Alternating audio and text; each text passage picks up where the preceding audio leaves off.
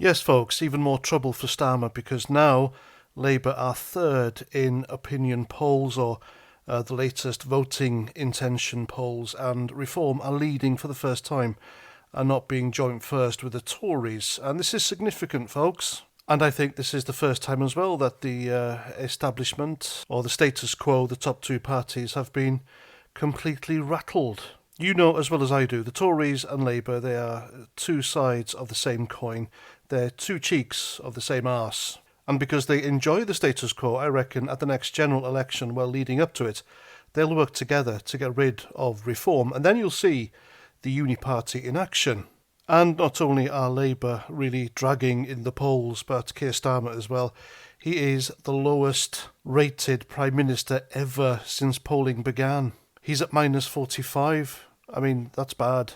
Now, the only way he could rescue any shred of honour that he has, and it's a big ask, I know, but still, everything this man has done is utterly unforgivable, but he has to stand there in front of the British people and just admit he's the wrong man for the job. He can't do it. He has to confess and admit that everything he's done is wrong. He has to apologise for fooling the electorate into voting for him and then resign. That's what he has to do. But he hasn't got the minerals, has he? He's not that kind of person.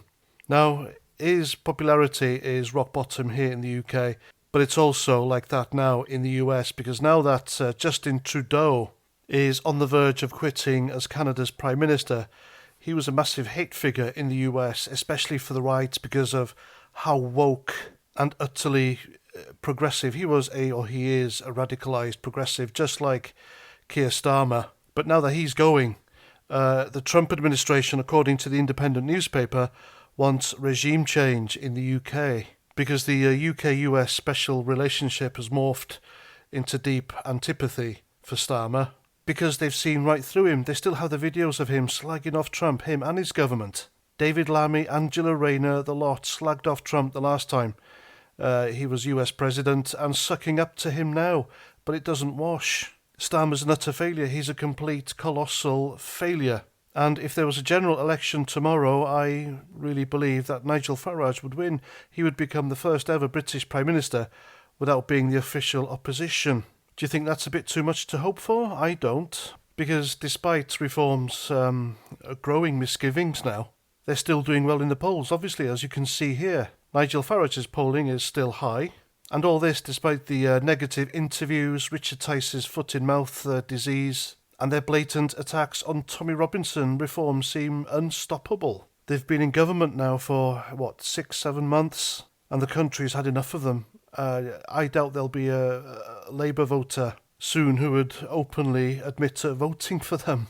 Because you don't see it much on social media, you really don't, apart from lefty celebrities, of course. And of course there's the Southport cover-up, and it's still going on, ladies and gents. This government is ignoring blatantly the massive elephant in the room, and they're blaming what the guy did on Amazon, Elon Musk, even Trump's name has come up, and Nigel Farage, and they're going to use it to try and control social media. I think that's where it's heading. So yeah, unless Keir Starmer pulls it out the bag, and we know what he has to do that, and he can't do it, then he will be going into the next general election, if he survives, being rock bottom in the polls along with his government, and it's a non-win for them.